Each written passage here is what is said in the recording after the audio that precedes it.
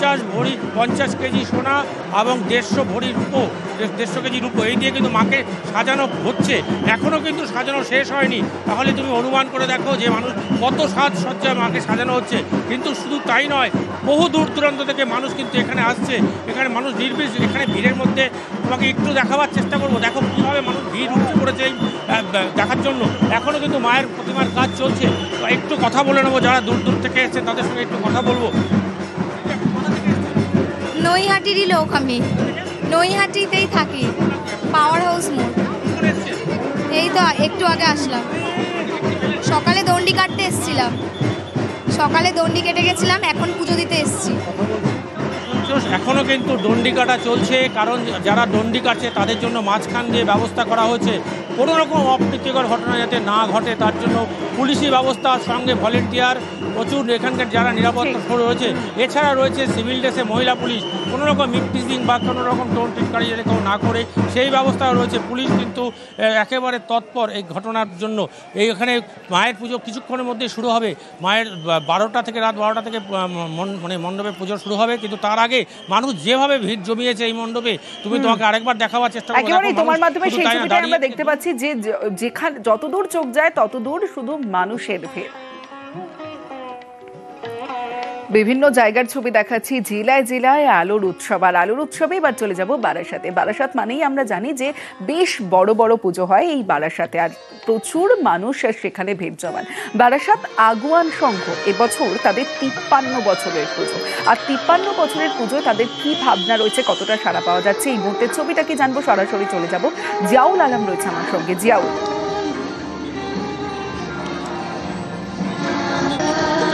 তমশ্রী, আমি এই মুহূর্তে রয়েছি বারাসাত আগুয়ান সংঘ 53তম বর্ষ। এবারে তাদের 144 বছর পরে যে মহাকুম্ভ মেলা, সেই মেলাকেই ফুটিয়ে তোলা হয়েছে আগুয়ান সংঘ একেবারে একটা প্রাঙ্গণে। কিন্তু তোমাকে যেটা জানিয়ে রাখবো, বারাসাত মানে কালী পুজো, কালী পুজো মানে বারাসাত, আলোর উৎসব। আর এই আলোর উৎসবের জন্যই রাজ্যের বিভিন্ন প্রান্তের মানুষ কিন্তু তাকিয়ে থাকে। ফলে একের পর এক বড় বড় বিগ বাজেটের পুজো, ফলে তা দেখতেই রাজ্যের বিভিন্ন প্রান্তের মানুষ কিন্তু ছুটে আসে এই বারাসাত শহরে। একদিকে আলোর উৎসব, তারপরে একের পর এক বড় বড় মণ্ডপ, সবটাই দেখছেন। এবং আমার সঙ্গে বেশ কয়েকজন রয়েছেন, তারাও কিন্তু অনেক দূর দূরান্ত থেকে এসেছেন। কোথা থেকে এসেছে একটু কথা বলি। কোথা থেকে এসেছো তুমি? আমি কলকাতা থেকে এসেছি এই বারাসাতে কালী পুজো দেখার জন্যই। এতদিন লোকের মুখে শুনে এসেছি যে বারাসাত ফেমাস, তো এই ফার্স্ট টাইম আসা আমার বারাসাতে। এসে দেখলাম যা আমি যেটা চেয়েছিলাম তার থেকে আরও বেশি কিছু দেখলাম। এবারে যখন ফার্স্টবার এসেছি, এবার বারবার আসবো বারাসাতে। আর প্যান্ডেলটা তো খুব ভালোই লাগলো, একদম ইউনিক, কুম্ভ মেলা বানিয়েছে। এরকম ফার্স্ট টাইম দেখছি আর কি এরকম কালী পুজো আমি। তুমি কোথা থেকে এসেছো? আমি এই পাড়াতেই থাকি, জাস্ট এখানে প্রত্যেক বছরই খুব সুন্দর প্যান্ডেল করে। অর্থাৎ বোঝা যাচ্ছে বারাসাত মানেই প্রত্যেকের ডেস্টিনেশন থাকবে বারাসাত, কারণ বারাসাতে অনেক পুজো হয় এবং অনেক বিগ বাজেটের পুজো হয়। যেমন 144 বছরের যে কুম্ভ, আর সেই কুম্ভ এবার দেখতে পাওয়া যাবে বারাসাতে গেলে। এবার একটু জেলার দিকে, অন্যান্য জেলার দিকেও নজর রাখতে হবে। চলে যাব দুর্গাপুরে। দুর্গাপুরের নিউটন ইয়ংস কর্নারের পুজো।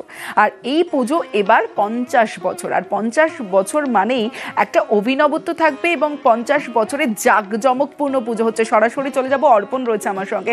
অর্পণ, 50 বছরের ইয়ংস কর্নারের পুজো, তার মানে এবার অন্যান্য বারের তুলনায় এইবার আরেকটু বেশি কিছু মানুষজন পাচ্ছে।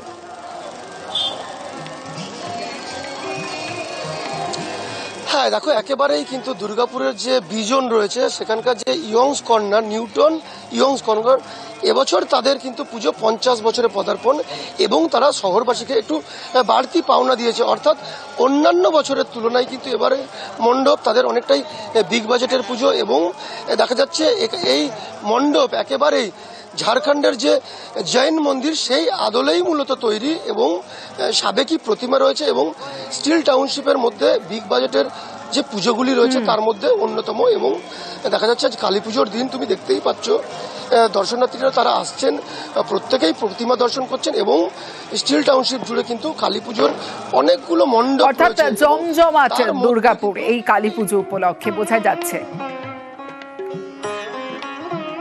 চলুন এবার একটু কালীগ্রাম থেকে ঘুরে আসি।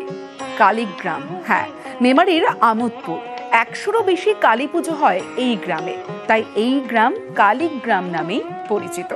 এই গ্রামে কালী ঠাকুরের 4 বোনকে একসঙ্গে পুজো করা হয়। পুজো ঘিরে শোনা যায় নানা কাহিনী। এই গ্রামে দুর্গা নয়, কালী পুজো।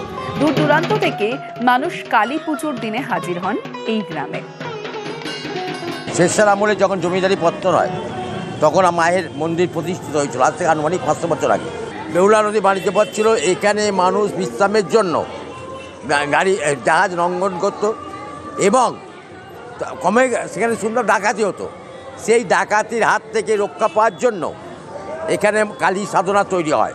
আজকে এই বড়কালী মাতা কেন্দ্র করে আমাদের গ্রামে গর্জে উঠেছে মেজকালী মাতা, মেজকালী মাতা, সেজকালী মাতা, ছোট কালী মাতা, নোয়াকালী মাতা। এটা হচ্ছে কালীকৃত গ্রাম। এই কালীকৃত গ্রাম। মা কালীর আরাধনায় মুখ্যমন্ত্রী মমতা বন্দ্যোপাধ্যায়। প্রতি বছরের মতো এবারও মমতা বন্দ্যোপাধ্যায়ের কালীঘাটের বাড়িতে ভক্তির বন্দনা। মুখ্যমন্ত্রীর বাড়িতে কালী পুজোয় অভিষেক বন্দ্যোপাধ্যায়ও। মুখ্যমন্ত্রী মমতা বন্দ্যোপাধ্যায়ের বাড়িতে কালী পুজো, আর সেই প্রতি বছরের মতো এবারও মমতা বন্দ্যোপাধ্যায়ের কালীঘাটের বাড়িতে ভক্তির বন্দনা। মুখ্যমন্ত্রীর বাড়িতে কালী পুজোয় অভিষেক বন্দ্যোপাধ্যায়ও।